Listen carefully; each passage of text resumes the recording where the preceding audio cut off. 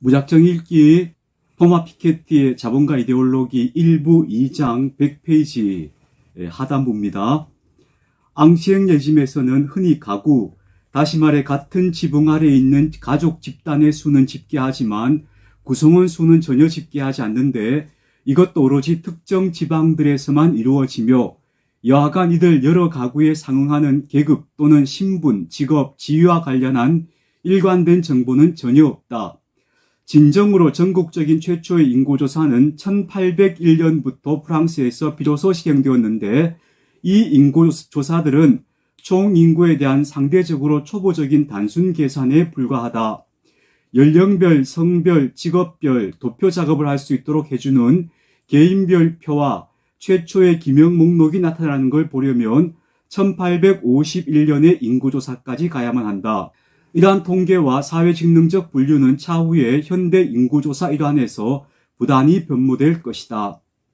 앙시행 레짐에서는 특히 18세기에는 누구나 여러 신분별 인구에 대해 논했지만 정작 공식 집계가 없었고 그리하여 이러저러한 특수 권역에서 교구별, 귀족별, 가구별로 때로 가변적인 수치상의 몇몇 요소에서 출발해 제각기 나름대로 전국적으로 확대 적용한 것을 내놓으려면 재간을 발휘해야만 했다. 자신의 유명한 소책자에서 CAS가 이를 주목했다. 인구에 관해서는 제3신분이 다른 두 신분에 비해 엄청나게 많다는 걸 모두가 안다. 모두처럼 나도 제3신분의 진짜 수가 얼마인지를 모른다. 하지만 모두처럼 나도 내 나름의 계산을 해보겠다. 이어 상대적으로 적은 수의 귀족 인원 통계가 나오는데 이는 브르타뉴 귀족 가문수에 대한 매우 계략적인 계산에 입각한 것이다. 지나치게 적은 수의 가족의 평균치 타유세를 곱한 이 계산은 귀족의 파렴치한 정치적 비중에 비하면 귀족 수는 적다는 걸 강조하려는 저자의 의지를 드러낸다. 일반적으로는 혈통상으로 귀족 가문 수를 추산하기 위한 자료들이 비교적 일치한다 해도 관련된 총인구로 넘어가 보려 하면 사태는 훨씬 더 유동적이고 복잡해진다.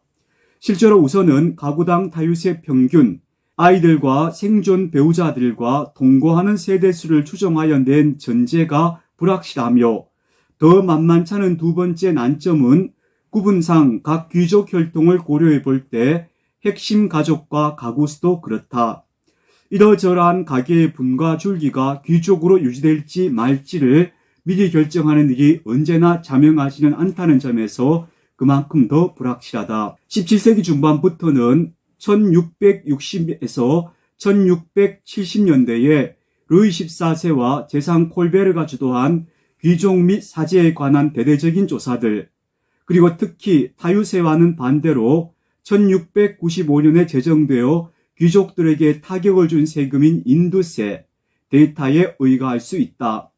왕국의 사방에 지은 유명한 요새들 덕에 잘 알려진 데다 국가의 토지 자산을 추산하려는 시도와 세제개혁 프로젝트 덕에 유명한 모방원수는 1710년에 장차 인구조사를 위한 행동계획을 마련했지만 이를 집행하지는 못했다. 14세기와 15세기 그리고 16세기에는 여러 저자가 유사시에 얼마나 많은 귀족이 무장을 갖추고 소집될 수 있는지를 알 수 있도록 해주는 지역 차원의 명단인 영주 및 가신 소집 명단을 활용했다. 이 모든 데이터에는 중대한 한계가 있지만 그래도 규모상으로 그 경향과 추이를 특히 17세기 중반부터 18세기 말까지의 기간을 추산해 볼 수 있도록 해준다. 시간을 소급해 갈수록 귀족이란 상태는 점점 더 지역 차원에서 그 동류의 인정 여부에 달린 사안이 되며 전국 추계라는 관념 자체도 더욱 그 의미가 불완전해진다. 중세에는 귀족답게 살아가는 자가, 다시 말해 손에 검을 든 자기 신분을 유지하기 위해 저열한 행동, 이를테면 상업에 나서지 않아도 되는 자가 곧 귀족이라 간주된다.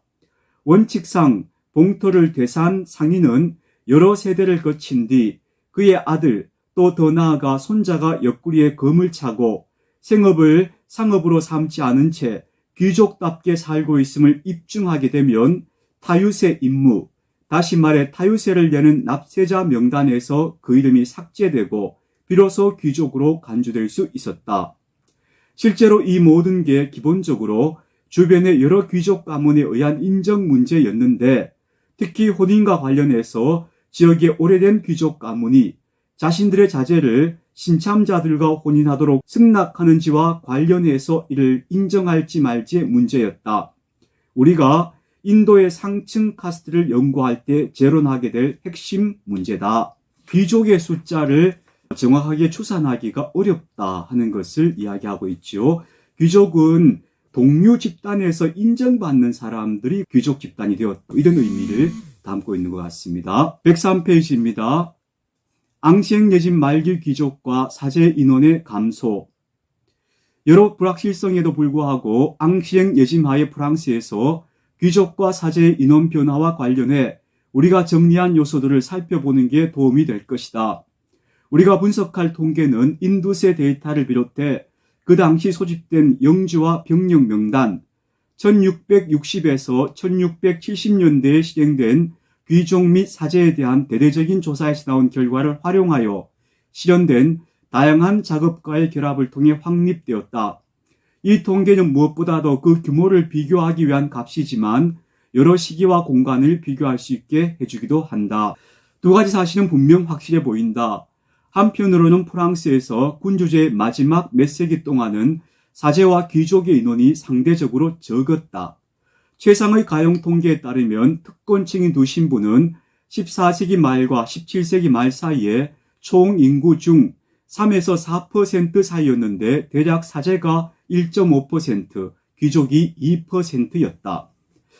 다른 한편으로는 루이 14세 차였던 17세기 하반기부터 그리고 루이 15세와 루이 16세 차였던 18세기 내내 상당히 감소하는 게 보인다. 두 상위 신분의 인원을 총 인군의 점유율로 총계를 내보면 1660년에서 1780년 사이에 배 이상 줄어든 것으로 보인다. 프랑스 혁명 전야에 그들은 대략 인구의 1.5%를 차지했는데 사제가 약 0.7%, 귀족이 0.8%였다. 정확히 살펴볼 필요가 있다. 무엇보다도 우선 어느 정도 수준이었는지는 매우 불확실하겠지만 도리어 그 추세는 상대적으로 명확해 보인다. 달리 말해 대혁명 전야의 프랑스 인구에서 귀족이 정확히 0.8%였다고 확실하게 못 받기란 물론 불가능한 일이다. 활용된 방법과 세부 자료에 따라 뚜렷이 더 적거나 더 많은 통계가 나올 수 있기 때문이다. 반면 같은 통계 자료와 방법상으로는 앙시eng 레짐의 마지막 세기 동안 두 상위 계급, 특히 귀족 인원수는 너무나 분명한 감소가 확연히 눈에 띈다. 하지만 이전 세기 동안에는 그 어떤 경향도 명확히 드러나지 않는 듯하다. 프랑스 군주정 하에서의 두 상위 신분에 이러한 상대적 약소를, 그리고 무엇보다도 대혁명이 앞선 세기 동안에 이러한 감소를 어떻게 해석할 것인가? 이러한 변화가 진행 중인 일반적 맥락을 더 정확히 보기 위해 프랑스 왕국의 인구가 이 기간에 상당히 늘어났음을, 가용 통계에 따르자면 1380년 무렵 고작 1100만 명 이상이던 것이 1700년경에는 거의 2200만 명 가까이, 그리고 1780년대에는 약 2800만 명으로 늘어났음을 상기해 보는 것도 쓸데없진 않을 것이다. 비교해보자면 잉글랜드는 1780년경 800만 명이었고 그레이튼 브리튼, 아일랜드 연합 왕국은 약 1300만 명이었으며 새로이 독립한 아메리카 합중국은 기껏해야 노예를 포함해 겨우 300만 명이었다. 여기서도 역시 숫자의 정확함에 현혹되어서는 안 될 일이나 규모의 추이는 상대적으로 명확하다. 17세기와 18세기의 프랑스 왕국은 서양에서 단연 인구가 많은 나라였고 이로써 계몽시대의 프랑스의 국제적 역할과 유럽사와 인근 국가들의 프랑스 혁명에 끼쳤을 엄청난 반향이 아마 설명될 것도 같다. 가장 강력한 군주제가 무너진다면 이는 구세계 및 삼기능 질서 전반이 침몰 직전에 있다는 신호가 아니겠는가. 게다가 프랑스의 이러한 인구 통계학적 역동성은 대혁명 자체의 유발과 결코 무관치 않다. 모든 면에서 대대적인 인구 증가가 1789년의 폭발로 이끈 수십 년간의 농업에서의 임금 정체 및 토지 임대료 비약에 한몫했다고 생각할 수밖에 없다. 그것을 프랑스 혁명의 유일한 원인으로 삼지는 않더라도 이러한 불평등 증대가 귀족 계급 및 유력 정치 체제의 인기만 떨어뜨릴 뿐이었다는 점은 자명해 보인다. 프랑스에서 대대적인 인구 증가가 있었기 때문에 임금은 정체되고 토지 임대료는 높아졌겠죠. 그 불평등에 대한 불만들이 프랑스 혁명의 한 원인이 되었을 것이다 하는 이야기지요. 큰 폭의 인구 증가가 지닌 함의는 또한 14세기와 17세기 사이에 사제와 귀족의 상대적 안정성이 사실상 사제와 귀족 수의 대폭 증가를 은폐한다는 점인데, 절대치로는 이들의 수가 1660년대에 가장 많았다. 이 시점부터 두 상위 신분의 인원 절대수가 약간 줄기 시작했고 1700년과 1780년 사이에는 점점 더 분명해졌으며, 특히 귀족의 경우가 그러했는데 그 수가 18세기에는 30% 이상 감소한 것으로 보인다. 대대적인 인구 증가라는 맥락에서 귀족의 점유율은 한 세기 이내에 배 이상이 줄어든다. 사제와 관련해서는 이들이 성인 남성 인구에서 점하는 비율을 제시하는 것이 흥미롭겠다. 가톨릭 교회에서는 사제들이 가족, 배우자도 자제도 가질 수 없으며, 이로 인해 다른 나라와 종교에 비해 사제의 규모가 자동적으로 줄어들게 되는 것이다. 이들 다른 나라와 종교에서는 예컨대 개신교와 정교의 사제와 이란의 시아파 사제 또는 인도의 브라만처럼 사제들이 여타 계급과 동등한 규모, 때로는 심지어 약간 더 큰 규모로 가족을 두는데, 우리는 이를 다음 장들에서 살펴볼 것이다. 이들 여러 문명권을 비교해 보기 위해서는 성인 남성 인구에서 여러 집단이 점하는 비율을 측정하는 것이 아마도 더 합당한 일이겠다. 가톨릭과 여타 종교의 두 관점은 정당화될 수 있고 대체하는 사회 구조에 관해 보완적인 전망을 각각 제공해 준다. 이 경우 1660에서 1670년대 프랑스에서 착수한 조사로는 사제는 약 26만 명이었고, 그중 제속 사제, 주교, 주임 신부, 참사원, 부제, 보좌 신부, 오로지 남성만은 10만, 수도 사제, 수도 규칙을 따르는 수도의 성원은 16만이라고들 결론 내렸다. 조사에 따르면 후자의 집단은 거의 동등하게 절반씩 두 부분으로 나뉘는데 약 8만 명의 수도사와 8만의 수녀로 구성된다. 따라서 남성이 사제 총 인원의 약 70%를 점한다. 26만 명 중 18만 명. 이 추산을 택한다면 남성 사제가 17세기에 성인 남성 인구의 약 3.4%를 이룬다. 이는 성인 남성 30명 중 1명이라는 말이므로 상당한 것이었다. 18세기 동안의 이 비율은 2%에 조금 못 미치는 수준으로 떨어졌고, 이는 50명 중 거의 1명의 성인 남성을 나타내는 것이다. 비교해보자면 20세기 말, 21세기 초 프랑스에서는 모든 종교를 합쳐서 1000명 중 1명이 채 안 되는 성인 남성이 사제다. 300년 동안의 종교계급은 완전히 사라졌다. 지식계급은 모든 서양 사회에서 그렇듯이 프랑스에서도 확실히 언제나 현존하고 있고, 서양 사회에서 박사학위 소지자 수는 흔히 유권자 약 2%에 달하며, 이는 50명당 1명꼴인데 한 세기 전만 해도 1000명당 1명이 채 안 되었다. 선거에서의 정치 갈등과 불평등의 체제 전체의 구조화에서 막대한 영향을 수행한다. 하지만 이는 3기능 시대에 관찰되는 양상과는 현저히 상이한 양상으로 전개된다. 그러니까 3기능 사회에서의 사제계급의 역할을 현대에 와서는 지식계급이 담당한다라고 볼 수도 있지만 그 양상은 현저히 다르다 하는 이야기입니다. 상위의 두 신분을 합친다면 사제와 귀족이 14에서 17세기 사이에 성인 남성 인구의 약 5%에 해당되며, 총 인구 대비로 따진다면 3.5%, 이 점유율은 대혁명 전야에 2%를 약간 웃도는 선, 총 인구 대비로는 1.5%로 떨어진다. 귀족 수의 저하를 어떻게 설명할 것인가? 인원 감소라는 문제로 돌아가 보자. 사제의 수치상 규모가 귀족의 경우는 더더욱 프랑스에서의 앙시엔 레짐의 마지막 세기에 줄어든 것을 어떻게 설명할 것인가? 우선 말해두자. 가용 자료들을 통해서는 이 질문에 완벽하게 정확하고 설득력 있는 방식으로 답하기가 어렵다. 그렇다고 설명의 실마리가 없는 것은 아니다. 먼저 여기서 볼 수 있는 것은 중앙 집권 국가의 형성 및 사제와 귀족 기능의 점진적인 권위 실추와 연계된 장기적 과정에서 나온 일반적 결과다. 이 시대의 고유한 정치적 이데올로기적 요인 역시 이러한 진화에서 역할을 했으며 우리는 여타 유럽 국가, 특히 연대기적으로나 양상면에서 흥미로운 변화를 보여준 영국과 스웨덴에서의 이러한 진화를 개략적으로 확인해 볼 것이다. 프랑스의 경우 17세기 중반부터 관찰되는 큰 폭의 감소는 적어도 부분적으로는 당시 비약적으로 발전하며 한창 위세를 갖고가 하던 절대 왕정이 시행한 단호한 정책의 결과로 보인다. 게다가 1660에서 1670년대에 루이 14세와 콜베르 하이에서 착수된 귀족과 사제에 대한 대규모 조사의 목적은 형성 중인 중앙 집권 국가가 특권 신분을 평가해서 일정한 방식으로 그들을 통제하려는 데 있었음이 분명하다.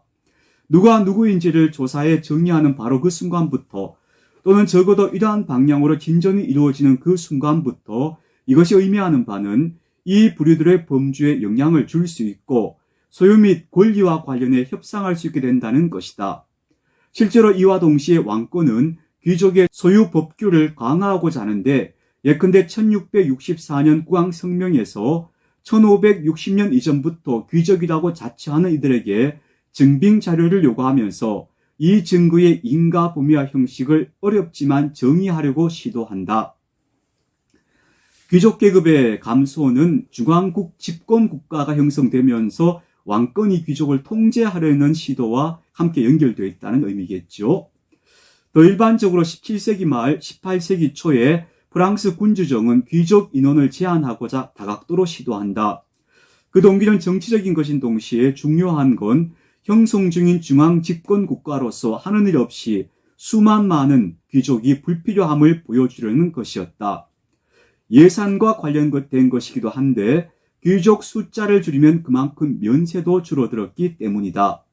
1695년에 도입된 인두세는 확실히 적어도 부분적으로는 결국 귀족에게 과세할 수 있도록 해주었지만 귀족 계급은 1789년까지도 여러 국왕세를 여전히 면제받았는데 특히 타유세가 그러했다.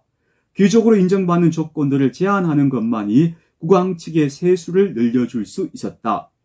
이러한 방향의 시도들은 언제나 미완으로 남을 것인데 왜냐하면 군주는 면세를 확정하는 사법 및 지방행정 절차와 기관을 매우 불완전하게만 통제했고 귀족의 핵심층과 절연하는 위험 부담을 감수할 수 없었거나 혹은 감수하고 싶지 않았기에 이 문제는 대혁명에 이르렀어야 비로소 제대로 해결될 터였다.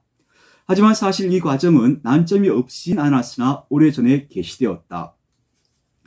또한 군주정은 귀족적이고 전사적인 구 엘리트와 상업적이고 금융적인 신흥 엘리트를 차츰차츰 가까워지게 했다. 한편으로는 자금 융통성이 있던 자들에게 때로 귀족이란 자기와 더불어 매관매직을 했다는 점에서 그렇고 다른 한편으로는 귀족들에게 자기를 잃지 않고 그들의 활동을 다변화할 수 있게 해줬다는 점에서 그러한데 예컨대 1627년 해상무역은 귀족들에게 더 이상 불명예스러운 것이 아니라고 선포했고 이런 결정은 1767년 은행과 공장으로 확장되었다.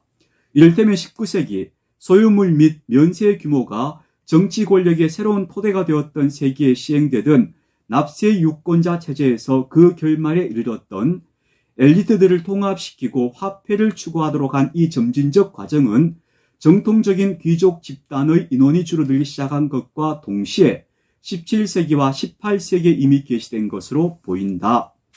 귀족들이 점점 상업에 종사하는 상업 엘리트화 되어 갔다는 것입니다. 그러므로 전통적인 귀족 계급은 축소되어지고 이 신흥 엘리트와 귀족들은 점점 가까워지면서 통합되어져 가는 경향을 보이게 된다 하는 이야기겠죠. 그럼에도 귀족 인원의 감소 전체를 중앙 집권 국가와 귀족을 통제했던 이들의 단호한 행동 탓으로 돌리는 것은 곤란해 보인다. 1660년과 1780년 사이에 확인되는 극심한 저하를 감안한다면 귀족 자신들의 전략을 필두로 한 여타 요인들이 압도적이지는 않더라도 중요한 역할을 했을 개연성이 있다. 많은 작업들이 보여주었던 바 귀족 계급은 18세기 동안에 점점 더 멜서스주의적인 인구 통계상의 반응을 보이는데 부부 사이에서 태어난 아이들 수가 줄어드는 동시에 차자들 사이에서는 독신자가 늘어났다. 같은 시기 프랑스와 여타 유럽 국가들에서는 장자 상속이 일반화되는 경향을 보인다. 다시 말해 잉글랜드 귀족들이 하던 식으로 소유권 양도를 오로지 장남에게만 점점 더 몰아주는 경향을 보이는 것이다. 실은 프랑스와 유럽의 다른 곳에서의 상속 관행은 지방에 따라 항상 더 다양하고 가변적이었는데 말이다. 차자들 사이에서는 독신이 늘어나고 장자들에게는 유리하게 양도가 집중되면서 고위 사제의 기능 또한 점점 더 독점되었던 듯하다. 18세기에는 100명의 주교 중 98명 이상이 귀족 출신이었던 데 비해 17세기 초에는 그 비율이 63%였고 17세기 말에는 78%였다. 이런 진화를 의식적이든 아니든 공세적인 선택이라고, 심지어 잉글랜드식의 귀족 가문 및 그 가장들의 힘의 과시라고 분석해 볼 수도 있다. 중앙 집권 국가가 대규모로 소유권 존중을 보장한 이래로 자신들의 영지와 입지를 무장 방어하기 위해 여러 자식을 둘 필요가 없었고, 그만큼 점점 더 협소한 엘리트 내부로 권력을 집중시켜 반복되는 분배와 분산을 피한 것이다. 엘리트는 수가 많으면 엘리트가 아닌 것이다. 하지만 이러한 멜서스주의적인 가족 전략은 계급 실추에 대한 두려움에서 나온 방어적 결과로 읽힐 수도 있다. 인구 폭증, 경제적 팽창, 엘리트들의 다변화, 귀족과 사제계급에 추가된 법관, 상인, 금융업자 등 온갖 형태의 부르주아라는 맥락에서 귀족이 자신들 후손의 규모를 한정하고 유산을 집중시킨다는 사실이 그들로서는 심찬자들을 상대로 자신들의 지위를 유지하는 유일한 방식으로 여겨질 수 있다. 귀족 계급의 숫자가 줄어든 것은 귀족 계급 내부에서 그 수요를 줄였기 때문이다 라는 의미이죠. 장자들에게 권리를 물려주면서 차자들은 고위 성직자로 나가게 되는 거예요. 자연히 독신이 되는 거죠. 고위 성직자의 수에서는 귀족 수가 늘어나고, 이런 식으로 귀족 자체의 절대수가 줄어드는 경향이 나타났다는 겁니다. 이들 여러 요인과 지각과 동기가 행한 역할을 정확히 인지하기에는 가용 자료가 너무나 제한적이다. 하지만 앙시eng 예진 말기에 의전을 둘러싼 분쟁과 서열 및 우선권을 둘러싼 갈등이 사라지기는커녕 오히려 격화되는 점이 눈에 띈다. 위계적이고 평등주의적인 체제의 전환이라는, 중앙 집권화가 강화되고 근대 국가가 구성되며 개인들의 위상이 숱하게 문제시되는 맥락에서 보편적인 화폐 등가성과 경제적 합리성과 소유 집중의 최대화로 인한 상이한 엘리트들이 하나로 통합된다고 생각하면 잘못일 것이다. 1660년 파리에서 왕궁에 입장할 때 검을 든 신사와 법복을 입은 심사 사이의 분쟁은 상서국, 군주정의 중앙행정과 법무부 역할을 동시에 했던 기관 내부의 여러 갈등과 이미 중첩되어 있었다. 행정과 조세에 관련한 여러 장부와 몽독을 책임지던 관리자들은 자신들보다 품위가 떨어진다고 평가된 문지기 직과는 거리가 멀면서도 회계관이나 청원 심사관에 가까운 복식가 자리를 원했다. 이제 행렬에서의 자리뿐만 아니라 외투와 모자의 크기, 의식을 거행하는 동안 앉을 의자의 크기, 구두 색깔 등에 대해서도 규칙이 정해지게 이른다. 복장과 의정과 행렬과 자리 위치를 둘러싼 갈등은 또한 여러 직업 및 동업조합 성원들 간의 관계와도 관련된다. 18세기에는 왕실 혈통 내 왕자와 공주의 자리란 미묘한 문제뿐만 아니라 충돌이 없진 않았으나 왕의 권력으로 새로 인정된 사생아와 명문 귀족, 특히 공작과 상은 의원들과 마주한 이들의 의전상의 위치 문제를 해결해야만 했다. 당연하게도 회상록 저자들은 오래된 의전 예법, 전장에서의 규칙, 전사와 영주의 위계, 이런 것들은 롤랑의 노래에 나오는 기본 연회에 상징적으로 담겨 있는데, 예컨대 중신 12명이 왕을 감싸고 있다든가 쟁반과 음식물에 손대는 순서를 규제하는 위계적 규칙을 그 누구도 모르지 않으며 이의를 제기하지 않는다는 것이 사라지는 것을 확인하며 어김없이 탄식한다. 그렇다고는 해도 교구의 위계, 왕실과 절대 왕정의 위계 안에서의 순위 분쟁은 여전히 중심 논의로 떠오른다. 앙시eng 레짐 말기에도 신문사회는 아직도 건재했고 이 체제를 특징 짓는 복잡한 상징적 위계가 화폐와 소유의 1차원적인 차원에서 해소되지 않았으니 말이다. 대혁명 이후에야 비로소 사회적 위계는 근원적으로 바뀌게 될 터였다. 고전적인 귀족 계급과 부르주아 계급과 법관 계급과 이런 계급들 사이 위계를 두고 의전상의 다툼 같은 것들을 볼 수 있다는 겁니다. 그래서 신분제 사회가 흔들리고 있는데 그런 것들은 대혁명 이후에 비로소 근원적으로 바뀌게 된다 하는 이야기입니다. 오늘 111페이지 하단부까지 읽었습니다.